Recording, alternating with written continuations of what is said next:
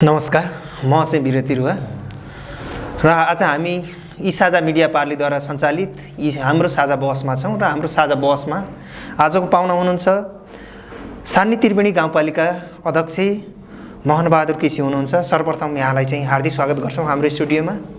धन्यवाद यहाँहरूलाई। हामी सधैँका जसै गरेर विशेष गरेर समुदायमा रहेका व्याप्त समस्या कुरीति कुसंस्कारहरूलाई अन्त्य गर्दै समाज परिवर्तन गर्ने जुन मूल एजेन्डाका साथ सोसियल जस्टिसको रूपमा चाहिँ यस मिडियाले हाम्रो बहस सञ्चालन गरेको छ र यस बहसमा हाम्रो सान्नी त्रिवेणी गाउँपालिकाको अध्यक्ष मोहनबहादुर केसी हुनुहुन्छ र उहाँसँग हामीले पालिका स्तरमा जुन तय गरेका नीति तथा कार्यक्रमहरूको विषयमा आज छलफल गर्नेछौँ र उहाँहरूले चाहिँ समाज रूपान्तरणका लागि, समाज विकासका लागि र आमूल चाहिँ सान्नी त्रिवेणीलाई समृद्ध र एउटा चाहिँ समाज रूपान्तरणको एउटा उदाहरणीय सान्नी त्रिवेणी बनाउनको लागि चाहिँ जुन उहाँहरूले नीति तथा कार्ययोजना जो उहाँहरूले बनाउनु भएको छ यस विषयमा हामी छलफल गर्छौँ। नीति तथा कार्यक्रम शिक्षा, स्वास्थ्य, कृषि र सडकलाई मूल चाहिँ एजेन्डामा राखेर चाहिँ कार्यक्रम ल्याउनु भएको छ। यसमा यो कार्यक्रमहरू कसरी विस्तार गर्ने सोच बनाउनु भएको छ। अब आज यो साझा मिडियामा हाम्रो पालिकाको समग्र कुरालाई आम समुदायको बिचमा पुर्याउने अवसर दिनुभएकोमा सबैभन्दा पहिला यो साझा मिडिया प्रणालीलाई हार्दिक धन्यवाद व्यक्त गर्न चाहन्छु। हामीले आर्थिक वर्ष 2079-80 को बजेट यो 79 साल असार 10 गते हामीले चाहिँ प्रस्तुत गऱ्यौँ र यसमा समथिङ हामीले सङ्घ, प्रदेश र स्थानीय सरकारको कुल मिलाएर 40 crore budget, something 40 crore budget चाहिँ तपाईले 40 करोड बजेट चाहिँ कुन क्षेत्रमा चाहिँ तपाईले चाहिँ विनियोजित गर्नुभयो? हामीले यसमा हामीले सबैभन्दा पहिला सडकलाई, पहिलो कुरा सडकलाई गर्नुभयो। सडक चाहिँ अब 1 देखि 9 वडासम्म सडकलाई चाहिँ तपाईले बजेट विनियोजित गर्नुभएको छ या चाहिँ निश्चित वडालाई चाहिँ क्राइटेरिया राखेर चाहिँ सडक विस्तार गर्ने चाहिँ योजना बनाउनु भएको छ? ट्र्याक नखोलिएको ठाउँमा अहिले ट्र्याक खोल्ने, ट्र्याक खोलिसकेको ठाउँमा हामीले चाहिँ यसलाई स्तर उन्नति गर्ने भनेर दुईटा क्याटेगोरीमा यसलाई हामीले चाहिँ वर्गीकरण गरेका छौँ। त्यसमध्येको अहिले नपुगेको भनेको सान्नी त्रिवेणी अन्तर्गत वार्ड नम्बर 3 मा जाललोइयाटा हाम्रो चाहिँ त्यो बस्तीमा पुगेको छैन। त्यहाँ अहिले 2टा जेसिबीहरू हामीले प्रयोग गरिरहेका छौँ, काम धमाधम भइरहेको छ। त्यो बाहेक अरू वडामा पुगेको छ र मुम्रा र मेहेलमुडीको सन्दर्भमा भन्दाखेरि पूर्व चाहिँ तपाईको चाहिँ जो स्थानीय सरकार थियो उहाँले चाहिँ त्यहाँसम्म पुर्याउनु भएको छ। अहिले तपाईले त्यसलाई स्तर उन्नति गर्ने र अझै व्यवस्थित गर्ने चाहिँ सोच बनाउनु भएको छ। अब म तपाईले यही बीचमा चाहिँ एउटा क्वेशन जोड्न खोजेँ। अब पूर्व चाहिँ तपाईको चाहिँ डम्बरबहादुर साई डिबी उहाँको पालामा चाहिँ मुम्राको चाहिँ आफ्नै पालिकाबाट जाने सडक प्राथमिकता नपर्नुको कारण खास के हो?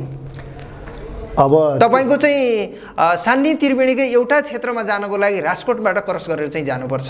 यो एउटा दुर्दशाको विषय पनि चाहिँ तपाईको त्यहाँको जनताहरूले चाहिँ तपाईको आफ्नो दुखी सोपोकेका छन्। हाम्रो मिडियासँग पनि त्यो कुरा चाहिँ आएको छ भने अब तपाईको तीसँग नजोडिनुको मुख्य कारण के होला? अब त्यसको कारण के हो, भित्री कारण के हो त्यो त उहाँलाई नै थाहा होला। तर बाहिरबाट हामी चाहिँ हेर्दै र बुझ्दै जाँदाखेरिमा हाम्रो चाहिँ भनाइ के थियो भने पहिलाको सरकारलाई पनि हामीले साबिकका 3टा गाविसको सडक सञ्जाल नै विस्तार गर्नुपर्छ र मूल एजेन्डा त्यही नै राख्नुपर्छ भन्ने थियो। अब उहाँहरूले मुम्राबाट मेहेलमुडी जोड्ने बीचसम्म त ल्याउनु भयो, तर चाहिँ अब जहाँ चाहिँ अप्ठ्यारो पर्यो त्यहाँ चाहिँ रोकियो। अप्ठ्यारो ठाउँमा चाहिँ उहाँले त्यो चाहिँ तपाईँको चाहिँ जोखिम मल्न सक्नु भएन, त्यो चाहिँ रोकियो। त्यसर्थ अहिलेसम्म तपाईँको चाहिँ मुम्रासँग चाहिँ साबीको सान्नी त्रिवेणी, सान्नी के भन्छ मेहेलमुडी गाविस र तपाईँको चाहिँ साबीको मुम्रा गाविससँग जोड्ने चाहिँ सडक चाहिँ बन्न सकेको छैन। त्यो मैले अहिले पहिलो प्राथमिकता राखेर लगत्तै काम चाहिँ सुरु गराउँदैछौँ हामी र अहिले मुम्रा र मेहेलमुडीको लगभग हामी दसैँभन्दा अगाडि नै आवत जावत गर्ने चाहिँ एकदम प्रयासमा हामी चाहिँ भने त्यो क्षेत्रलाई हेर्दाखेरि एउटा सामाजिक अन्याय परे जस्तो पनि देखिन्छ हैन? सडकका हिसाबले देख्दाखेरि त्यो खालको देखिन्छ। किनकि तपाईको त्यहाँको एउटा दुर्दशा चाहिँ के छ भने राजकोट भएर तपाईको चाहिँ जानुपर्ने, आफ्नै पालिकाको मुकाममा जानको लागि पनि राजकोटको यात्रा गर्नुपर्ने स्थिति छ र यो एउटा खालको भने अबको चाहिँ आगामी दिनमा तपाईको चाहिँ अब चाहिँ तत्कालीन मुम्रावासीले चाहिँ आफ्नै पालिकाबाट आफ्नै मुकामबाट चाहिँ जोड्ने बाटो चाहिँ पाउनुहुन्छ आवजात गर्न सम्भवतः यो आर्थिक वर्षमा पाउनुहुन्छ होला उहाँहरूले यही यसै आर्थिक वर्षमा हामी कम्प्लिट गर्छौँ। अनि त्यहाँ त तपाईँको चाहिँ एउटा चाहिँ ठुलो चाहिँ तपाईँको नदी छ अनि तपाईँको चाहिँ चुनौती त धेरै छ तर पनि सामना गरेर चाहिँ यो आर्थिक वर्षमा चाहिँ जोड्नुहुन्छ। हामी जोड्छौँ। अब एउटा त्यो सान्नीघाट खोलामा बेली ब्रिजको चाहिँ हामी तयारी गर्दैछौँ। अहिले 55 लाख रुपियाँ चाहिँ के अरे पैसा चाहिँ प्रदेशबाट आएको थियो, त्यो विविध कारणबाट फ्रिज भएछ। त्यो कुरा पनि मैले बुझेँ। त्यसका पालिकाले साझेदारी गर्ने भन्ने रहेछ, अब त्यो पालिकाले साझेदारी नगरेका रहेछ। प्रदेशको 55 लाख रुपियाँ चाहिँ फ्रिज भयो। त्यो भने म्याचिङ फन्डमा पैसा जम्मा नगरेका कारण 55 लाख रुपियाँ चाहिँ तपाईँको फ्रिज चाहिँ हुन पुग्यो भने चाहिँ तपाईँको सान्नी त्रिवेणी गाउँपालिकाको तपाईँको मुम्रावासीले तपाईँको सडकको सपना चाहिँ साकार गर्न पाएन।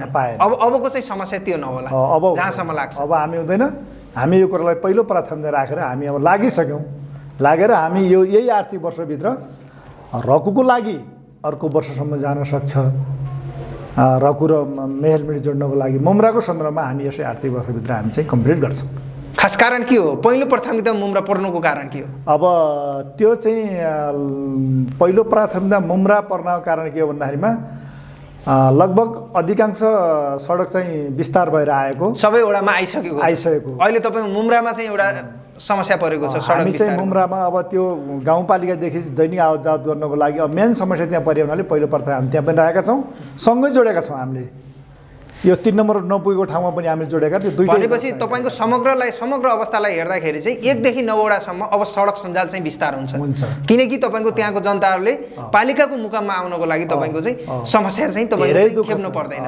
समस्या खेप्नु पर्दैन। अबको 1 वर्षभित्र जो पालिकाबाट सबै वडाबाट चाहिँ तपाईँको त्यहाँको पब्लिकहरू चाहिँ पालिका मुकाममा चाहिँ पुग्नुहुन्छ। धन्यवाद। अर्को कुरा चाहिँ तपाईँको अर्को सडकको कुरा गर्न त्यसपछि महत्त्वपूर्ण कुरा पर्यटनको उठाउनु भएको छ, शिक्षा स्वास्थ्यको उठाउनु भएको छ। शिक्षा स्वास्थ्य र पर्यटनमा तपाईँले कस्तो खालको योजना तय गर्नु भएको छ? मैले यसको सन्दर्भमा 5 वर्षको लागि मैले प्लान निर्माण गरेको छु। थप यो समृद्धि गर्नको लागि मैले सुझाव सङ्कलन पनि गर्दैछु र म त्यो विस्तार क्रममा छु। अब यसमा शिक्षा र स्वास्थ्य हाम्रो मौलिक हकभित्र पर्ने कुरा हो। यो नाम मात्रको चाहिँ हुनु पुगेको छ। यसलाई व्यवस्थित गर्नको लागि हामी अनुगमनको पाटोलाई सकेर अहिले बर्खे बिदा भइरहेको छ। स्कुलहरू सञ्चालन भयो भने एकपटक हामी सम्पूर्ण विद्यालयको स्थलगत अनुगमन गरेर निरीक्षण गरेर त्यसपछि शिक्षा र स्वास्थ्यलाई के गर्नुपर्दो रहेछ भनेर अझ थप यसको विकास वृद्धि गर्नु। भनेपछि अब तपाईँको हरेक विद्यालयको सोलेखाजोखा गर्नुहुन्छ। उसको शैक्षिक अवस्था के छ? शैक्षिक स्तर कस्तो छ? भौतिक अवस्था के छ हैन? अनि त्यसपछि समग्र अवस्थालाई तपाईँले एसेसमेन्ट गरिसकेपछि अनि त्यसको चाहिँ तपाईँको त्यसलाई एजेन्डामा ढाल्नुहुन्छ र एजेन्डामा ढालेर एजेन्डा निर्माण गर्नुहुन्छ। त्यसपछि शिक्षामा तपाईँको चाहिँ जस क्रान्तिकारी परिवर्तन ल्याउने चाहिँ सोचका साथ तपाईँ अगाडि बढ्नु भएको छ शिक्षामा। त्यसपछि अर्को कुरा स्वास्थ्यको कुरा। अब स्वास्थ्य त तपाईँको समुदाय स्तरमा मान्छेहरूले यति समस्या छ, एउटा सिटामलका टाटो नपाएर चाहिँ तपाईँको मान्छेले बिरामी हुनुपर्ने अवस्था छ, अस्पतालसम्म पुग्ने अवस्था छैन। अब यी धेरै समस्या छन्। अब यो स्वास्थ्य समस्यालाई कसरी चाहिँ तपाईँले चाहिँ व्यवस्थापन गर्ने सोच बनाउनु भएको छ? स्वास्थ्यको सन्दर्भमा 15 शय्याको हस्पिटल हामी योजना निर्माणमा लागेका छौँ। त्यो बजेटिङ व्यवस्था भइसकेको छ। हामी यसलाई अब कार्यान्वयनतर्फ लैजाँदैछौँ। अब भौतिक स्रोत साधन मात्रै भएर भएन, म्यान पावर पनि चाहियो।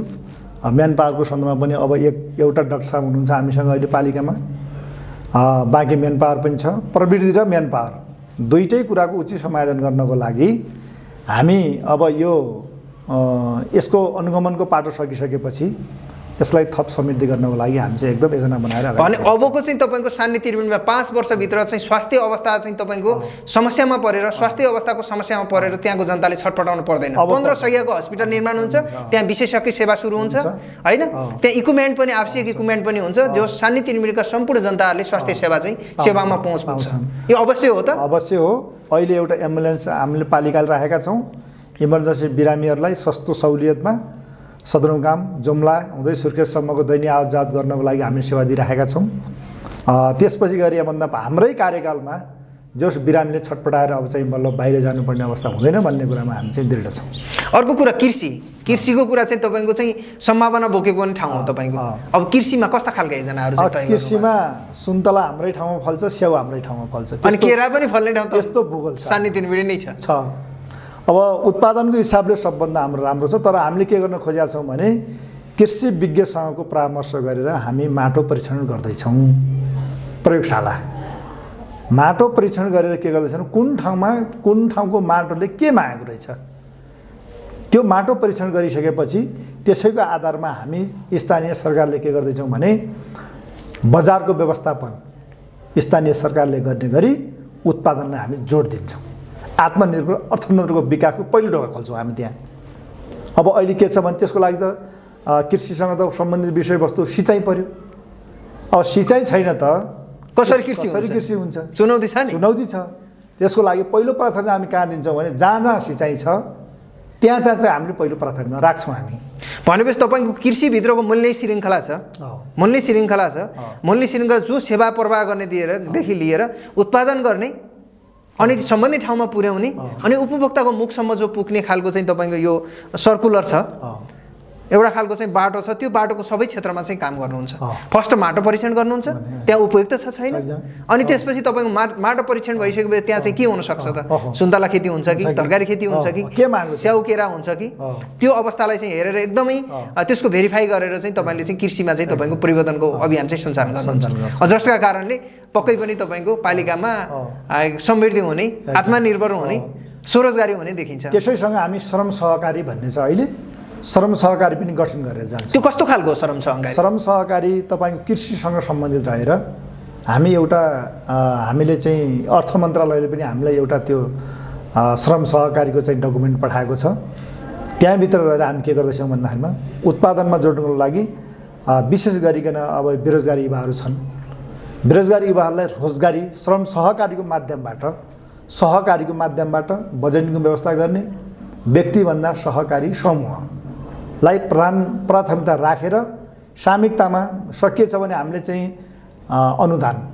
अनुदानको उचित व्यवस्था गर्ने, सामूहिक रूपमा सहकारीमा विशेष जोड दिएर अगाडि बढ्ने भन्ने चाहिँ हाम्रो छ। र भने चाहिँ अब सहकारी सहितको चाहिँ तपाईँको चाहिँ कृषिमा चाहिँ तपाईँको चाहिँ सेवा प्रवाह हुन्छ।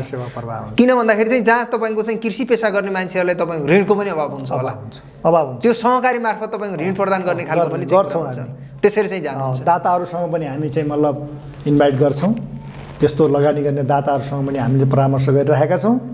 उहाँहरू पनि आउनुहुन्छ, स्थानीय सरकार लाग्छ, सबै लागेर जनताको प्रत्यक्ष जीवनमा समुदायको जीवनमा केही परिवर्तन ल्याउनु पर्यो भन्नेमा चाहिँ हामी लागेका छौँ। अहिले कृषि क्रान्ति नगरिकन यो देश परिवर्तन चाहिँ हुने सम्भवै छैन। जो सान्य त्रिवेणीमा तपाईँको आत्मनिर्भर हुन, युवालाई रोजगारी हुन कृषि क्रान्ति चाहिन्छ भन्ने चाहिँ तपाईँको मेन चाहिँ तपाईँको एजेन्डा छ। मेरो त्यो छ। किन भन्दाखेरि स्थानीय स्तरमै तपाईँको स्वरोजगार चाहिँ सिर्जना गर्ने हुनु पर्यो, त्यो खालको चाहिँ तपाईँको विदेशिनु परेन, जो कि तपाईँको वैदेशिक रोजगारीमा गएर तातो घाममा चाहिँ काम गरिरहन जरुरी चाहिँ छैन।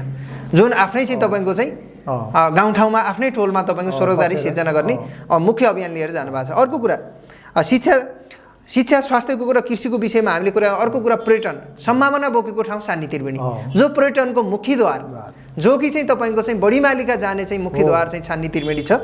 जो तपाईँको चाहिँ मुम्राबाट चाहिँ तपाईँको सबैभन्दा छोटो ट्र्याक चाहिँ मुम्राबाट जान्छ। सान्नी त्रिवेणीकै एउटा एरिया साबिकको मुम्रा गाविस छ, त्यहाँबाट चाहिँ तपाईँको बढीमालिका जाने चाहिँ मुख्यद्वार छ। अब यो मुख्यद्वार चाहिँ तपाईँको चाहिँ पर्यटनको सम्भावना बोकेको ठाउँ बढीमालिका प्लस तपाईँका चाहिँ विभिन्न खालका संस्कृति परम्परा यिनीहरूलाई व्यवस्थापन गरेर आर्थिक समृद्धिका लागि कस्ता खालका एजेन्डा तपाईँ तय गर्नु भएको छ? अब यो बढीमालिका भनेको धार्मिक तथा पर्यटकीय ऐतिहासिक धरोहर हो। यो प्रदेश नम्बर 7 र प्रदेश नम्बर 6 को यो सामूहिक चाहिँ स्थल हो। यसको ऐतिहासिक महत्त्व धेरै ठुलो छ। तर यो के भएको छ भने राज्यबाट यो चाहिँ मतलब यसको सञ्चारको माध्यमद्वारा यसलाई अगाडि ल्याइएको छैन, यसलाई सामान्य रूप दिएको छ। त्यसैले हामीले यसको लागि के प्लान गर्दैछौँ भने यसलाई चिरपरिचित गराउनको लागि हामी एउटा खालको प्लान निर्माण गर्दैछौँ, जो त्यस्तो ठाउँ छ कि सबै हिसाबले समृद्धिको ठाउँ छ। त्यसको लागि हामी के गर्दैछौँ भन्दा वृत्तचित्र बनाउने, हामीले पर्यटनका लागि वृत्तचित्र बनाउँछौँ। हामी वृत्तचित्र बनाएर हामी के गर्छौँ टुरिज्म सेक्टरमा पठाउँछौँ। हामी टुरिज्म सेक्टरमा पठायो भने त्यसपछि गएर स्वदेशी तथा विदेशी पर्यटकहरूलाई भित्र्याउनको लागि सडक सञ्जाल, त्यसको व्यवस्थापन, होमस्टेहरूदेखि लिएर धेरै प्लानहरू हामी चाहिँ त्यसपछि निर्माण गर्दै जान्छौँ। अनि अर्को कुरा तपाईँको त विशेष गरेर पर्यटनसँगै जोडेर तपाईँको चाहिँ स्थानीय निर्वाचनमा तपाईँ स्वतन्त्र उम्मेदवार भएर जाँदाखेरि तपाईँको मेन चाहिँ तपाईँको आफ्नो प्रतिबद्धता थियो अरे। अब यसलाई कसरी चाहिँ विस्तार गरेर जानुहुन्छ? प्रतिबद्धता मेरो एकदम पर्यटनसँग महत्त्वपूर्ण चाहिँ कुरा राख्नु भएको थियो अरे एकदम होइन? त्यो देखिन्छ भने तपाईँको प्रतिबद्धता पत्र अहिले पनि हामी हेऱ्यौँ भने त्यो पाउँछौँ। अब त्यसलाई चाहिँ कसरी लैजाने सोच बनाउनु भएको? अब यसलाई त मैले अघि तपाईँहरूसँग पनि भने यसको लागि हामी के गर्दैछौँ भने विशेष गरी यो सान्नी त्रिवेणी नरहरिनाथ र राजकोटसँग हामी सरोकाराला हौँ हामी। तर मुख्य सरोकाराला भनेको सान्नी त्रिवेणीको वार्ड नम्बर 6 भित्र त्यो पर्छ, त्रिवेणी पाटन पर्छ। त्यसो भएको हुनाले त्यसको लागि हामीले के गर्दैछौँ भने छिमेकीका पालिकाहरूसँग पनि हामी कोर्डिनेसन गर्छौँ, सरसल्लाह लिन्छौँ र हामी आफै पनि अब त्यसको सन्दर्भमा के गर्दैछौँ भने पर्यटन मन्त्रीसम्म हामी चाहिँ मतलब सरसल्लाह गरेर त्यो क्षेत्रलाई राज्यबाट पर्यटकीय क्षेत्रमा घोषणा गर्ने कोसिस गर्दैछौँ हामी। भने पर्यटन बोर्डमा नै तपाईँको त्यो सूचीकृत हुनु पर्यो, जसको तपाईँको मुख्य द्वार सान्नी त्रिवेणी हो। सान्नी त्रिवेणीबाट बढीमालिकासम्म जाने चाहिँ द्वार छ, त्यसलाई व्यवस्थापनका कुरा छन् होइन, होमस्टेका कुरा छन्, त्यहाँ चाहिँ खटिने मेन पावरका कुरा छन्। ती सम्पूर्ण व्यवस्थापनका लागि एउटा चाहिँ तपाईँको नीतिगत र विधिगत तरिकाले तपाईँ जाने सोच बनाउनु भएको छ। एकदम हामी जान्छौँ। भने सम्भवतः तपाईँको त्यो भयो भने कतिजना युवा चाहिँ रोजगार हुन्छन्, कति पब्लिकले सेवा पाउँछन्? अब धेरै जहाँसम्म लाग्छ तपाईँ सान्नी त्रिवेणीका जनताले पनि जान्न चाहन्छ। समग्र कालीकोट जिल्ला र तपाईँको देशभरि तपाईँको हाम्रो यो चाहिँ हाम्रो साझा खबर, हाम्रो साझा चाहिँ तपाईँको चाहिँ मिडिया मार्फत चाहिँ जो छ यो फ्लास हुँदाखेरि अरूले पनि तपाईँको यो विषयमा तपाईँको जिज्ञासा उहाँहरूले मेटाउनका लागि तपाईँ के भन्न चाहनुहुन्छ? अब यसको बारेमा सयौँ युवाहरूले रोजगार पाउनुपर्छ। त्यसको नजिकको एरियासम्म, केही नजिकको दूरीसम्म हामी चाहिँ यतालाई पनि हामी विस्तार गर्दैछौँ। त्यसभन्दा माथि जो गन्तव्य पोइन्ट हो, गन्तव्य पोइन्टसम्म जानको सम्मको लागि हामी चाहिँ पर्यटकीय पदमार्गहरू चाहिँ विस्तार गर्दैछौँ। पदमार्ग जस तपाईँको चाहिँ हिँडेर पनि त्यो ठाउँलाई अवलोकन गरेर चाहिँ जाने वातावरण बनाउनु पहिलो प्राथमिकता त्यो छ। हामी त्यो छ।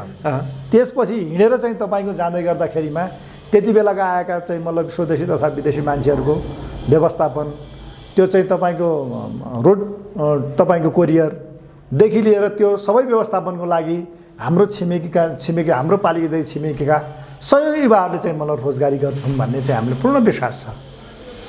लगभग तपाईँको चाहिँ त्यहाँका चाहिँ धेरै जसो युवाहरू चाहिँ रोजगारी पाउँछ। जस्तै त्यो तपाईँको चाहिँ त्यहाँ भिजिट गराउने कुरा होला, सामान बोक्ने कुरा होला, होमस्टेसम्म पुर्याउने कुरा होला, त्यहाँको दृश्य अवलोकन गराउने कुरा होला। त्यो अवस्थालाई हेर्दाखेरि, त्यो चेनलाई हेर्दाखेरि सयौँ युवा, हजारौँ युवा चाहिँ रोजगार सिर्जना हुने देखिन्छ। अस्ति नै आइसक्यो त्यहाँ। अस्ति नै तपाईँको काठमाडौँ कताबाटको टोली आएछ र त्यहाँका स्थानीय 5-7 जना चाहिँ मतलब युवालाई लिनुभएको छ उहाँहरूले माथि बढीमालिकातिर, त्रिवेणीतिर। अनि कति 2 दिन हामी गएका थियौँ, 15-15 हजार रुपियाँ चाहिँ हामीले सेवा पायौँ। उहाँलाई हामीले गन्तव्य स्थानसम्म पुर्यायौँ, उहाँको चाहिँ मतलब सामान लिदियौँ भनेर समुदायले चाहिँ मलाई भन्थे। अब यो चाहिँ मिडिया चाहिँ तपाईँको देश विदेश सबैले हेरिराख्नु भएको छ, यो बहस चाहिँ सबैले हेर्नु भएको छ। अब तपाईँको बढीमालिका, तपाईँको पालिकाबाट जाने द्वारको चाहिँ तपाईँको डेमोन्स्ट्रेसनका लागि, प्रदर्शनीका लागि के भन्न चाहनुहुन्छ? उहाँलाई आगन्तुक पाहुनालाई आउनको लागि के चाहिँ अनुरोध गर्न चाहनुहुन्छ? हामी अब यसलाई प्रचार प्रसारको माध्यमद्वारा हामी चाहिँ फलोअप गर्न चाहन्छौँ, पहिलो प्रश्न। त्यसपछि यसलाई प्रचार प्रसारमा लिइसकेपछि यसको रियालिटीको लागि फेरि हामी त्यही गन्तव्य स्थानमा पनि पुग्दैछौँ। आफै पुग्नुहुन्छ, भिजिट गर्दै हुनुहुन्छ? हामी भिजिट गर्दैछौँ। जनै पूर्णिमा श्रावण 27 गते, यही श्रावण 27 गते जनै पूर्णिमा ठुलो पर्व हुँदैछ त्यहाँ, जो तपाईँको 6 नम्बर प्रदेश र 7 नम्बर प्रदेशको सबै मान्छेहरू त्यहाँ तीर्थालुहरूको चाहिँ मतलब उपस्थित हुन्छ। हामी आफै पनि त्यहाँ पुग्दैछौँ। पुगेर प्रत्यक्ष त्यसलाई दृश्यावलोकन गरेर यसलाई सञ्चार माध्यमद्वारा हामी चाहिँ एकदम विस्तार गर्छौँ। त्यसपछि त्यसबाट आउने प्रतिक्रिया जो हुन्छ त्यसपछि फेरि थप योजना बनाएर चाहिँ हामी अगाडि बढ्छौँ। अर्को कुरा तपाईँको सान्नी त्रिवेणी युवा रोजगारको कुरा गर्दाखेरि अर्को कुरा मैले जोडेँ अध्यक्षज्यूलाई, सान्नी त्रिवेणीमा नगर प्रहरीको कुरा आएको छ। त्यो खास कसरी चाहिँ तपाईँको नगर प्रहरीलाई व्यवस्थापन गर्नुहुन्छ? खास तपाईँको के प्रयोजनका लागि नगर प्रहरी हो, के छ? यो रियल हो कि अर्थात् तपाईँको चाहिँ नेक्स्ट इयरमा चाहिँ गर्ने प्लान हो कि अर्थात् यो चाहिँ के हो खास? अब यसमा नगरसम्म नगर प्रहरी भन्ने छ, गाउँपालिकामा छैन भन्ने पनि बुझिएको छ। यसको यथार्थ के हो चाहिँ मैले बुझ्दैछु। नगरपालिकाले सम्म चाहिँ गठन गर्ने पाउने अथोरिटी छ भन्ने छ चाहिँ उस अनुसारमा। अब पालिकाको सन्दर्भमा के छ भन्ने कुराको बारेमा अलि जस तपाईँको योजना चाहिँ थियो, योजना छ, नीतिगत रूपमा चाहिँ तपाईँले ल्याउनु भएको छैन त्यसलाई। यदि तपाईँको चाहिँ लिगल्ली तपाईँको चाहिँ त्यो यदि नगर प्रहरी बनाउन पालिकाले पनि मिल्छ भने तपाईँ त्यो प्रोसेसमा जानु बनाउँछौँ। शान्ति, अमन चाहिँ सुशासन समृद्धिको लागि चाहिँ नगर प्रहरी पनि हामीले चाहिँ मतलब भर्ती गर्ने, युवाहरूलाई चाहिँ त्यहाँ भर्ती गर्ने, काम दिने, त्यसको बारेमा पनि त्यो कानुनी तहले चाहिँ मतलब मिल्छ भने हामी त्यो गर्न तयारी नै छौँ। अब हामी करिब चाहिँ बहसको अन्तिमतिर छौँ। हामी चाहिँ यो सन्दर्भमा चाहिँ तपाईँ जुन स्थानीय निकायमा नेकपा माओवादी केन्द्रदेखि आफ्नै पार्टीबाट चाहिँ तपाईँले बागी उम्मेदवार दर्ता गरेर, जो कि तपाईँको पार्टीले तपाईँले अध्यक्षको उम्मेदवारमा तपाईँको नपत्याइसकेपछि तपाईँ एउटा जनप्रिय नेता, तपाईँ एउटा सफल नेता, जुन चाहिँ तपाईँले चाहिँ स्थानीय निकायमा चाहिँ तपाईँको स्थानीय निकायको निर्वाचनमा तपाईँले स्वतन्त्र उम्मेदवारी दर्ता गर्नुभयो। दर्ता गरिसकेपछि तपाईँ सफल हुनुभयो। सफल भइसकेपछि समग्र सान्य त्रिवेणी पालिकाले जो तपाईँले एउटा चाहिँ माया गरेर तपाईँले यो स्थानमा पुर्याउनु भयो, उहाँहरूको लागि चाहिँ के भन्न चाहनुहुन्छ? अब सान्य त्रिवेणीवासीका सम्पूर्ण जनसमुदायलाई म हृदयदेखि नै धन्यवाद व्यक्त गर्न चाहन्छु। पार्टीभित्रका केही नेताले नपत्याए पनि जनताले त पत्याइ नै रहेका रहेछन्। त्यसो भएर मैले जो सान्य त्रिवेणीका सबै आस्था राख्ने समुदायबाट यत्रो मैले ठुलो चाहिँ एउटा खालको चाहिँ मतलब विजयको सङ्घारमा पुर्याउने चाहिँ जो खालको वातावरण समुदायले गरिदिनु भयो, यसको लागि सान्य त्रिवेणीको सबै समुदायलाई म पहिलो हार्दिक धन्यवाद व्यक्त गर्न चाहन्छु। र त्यसमा चाहिँ तपाईँको अब मेरो बलिदानी, मैले गरेको क्रान्ति, मैले गरेको युद्ध आन्दोलन केही निश्चित नेताको नजरमा नपरे पनि जनताको नजरमा त म रहेछु भन्ने कुरा पुष्टि जनसमुदायले नै गर्यो। त्यसो भएको हुनाले अब मैले जनतालाई अन्याय गरेका छैन भन्ने कुरा म भित्रैदेखि म कन्फिडेन्ट थिएँ। त्यो हिम्मतको साथमा मैले हिम्मत गरेको थिएँ। त्यो साँच्चै सान्य त्रिवेणीवासीले पनि मलाई नभुलेको रहेछ। जो मेरो त्याग थियो, समर्पण थियो, योगदान थियो, बलिदान थियो, म जनतासँगै थिएँ। म 25-26 वर्षसम्म म जनताको घरमै थिएँ। जनसमुदायसँगै म चाहिँ गाँसिएको हुनाले मलाई कुनै नयाँ परिचय दिनुपर्ने पनि कारण थिएन। मैले जनताको सेवा गरेको हुनाले अहिले यो सेवाको परिणाम मैले पाएको छु। अब 5 वर्षसम्मको लागि यो जनसमुदायले दिएको म माथिको जो भारी बकाउनु भएको छ, यसलाई अविचलित भएर कति पनि चाहिँ तपाईँको नडगमगाएर यसलाई सबल अवतरणमा पुर्याउँछु भन्ने म कन्फिडेन्ट छु। किनभने जनता मेरो साथमा छ, समुदाय मेरो साथमा छ। मैले सेवा जनताको निम्ति गर्न पाउँदाखेरि म असाध्यै खुसी छु। र म कुनै जननियन्त्रित, मैले समुदायलाई पनि भनेको छु, जननियन्त्रित सत्ता, जनताको निगरानीमा सत्ता म हुनेछु। जनताले मलाई खबरदारी दिनुहुनेछ, जनताले मलाई नियन्त्रण गर्नुहुनेछ। नराम्रो बाटोतिर राम्रो बाटोतिर समुदायले डोर्याउनुहुनेछ भनेर मैले समुदायको घरमा गएर पनि भन्ने गरेको छु। मैले अहिले जनतासँग अध्यक्ष कार्यक्रम पनि राखेको छु। जनतासँग अध्यक्ष कार्यक्रम चाहिँ राख्नु भएको छ? मैले राखेको छु। म चाहिँ टोल बस्तीमा तिनै चाहिँ मतलब खोले खाने र थाङ्नामा सुत्ने बस्तीमा फेरि जान मलाई असाध्यै रहर छ। त्यही झुक्रा बस्तीमा जान मलाई साह्रै रहर छ। त्यही भएर फेरि पनि म त्यहाँ चाहिँ फर्कदैछु। अब म त्यो कार्य टोलमा बस्दै त्यसैको प्रतिफल हो त तपाईँले घरमा घुम्ती चाहिँ बैंक शिविर चाहिँ सञ्चालन गरेको? यही हो।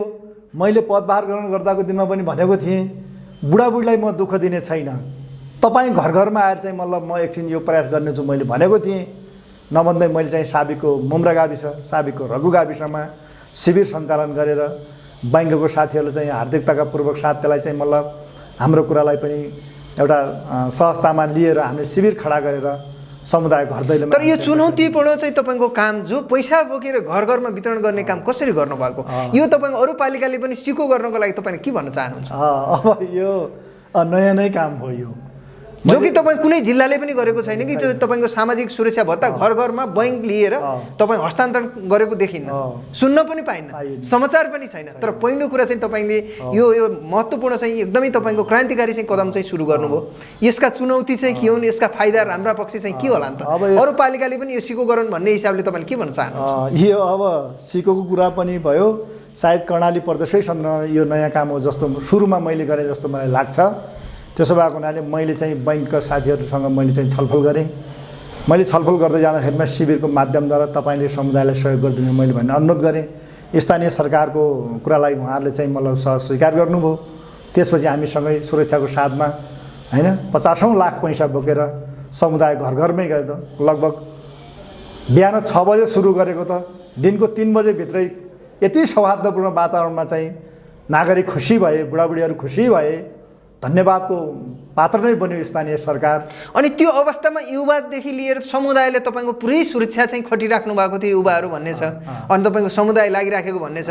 अनि त्यस्तो मासलाई कसरी कन्ट्रोल गरेर तपाईँले चाहिँ अगाडि बढ्नु? अब मास त अब विचार दिएर नै हामीले कन्भेन्सन गरेका थियौँ, हामीले छलफल गरेका थियौँ होइन। अब जनताको निम्ति हो, कुनै पनि नागरिकको निम्ति हामीले काम गरेका छौँ।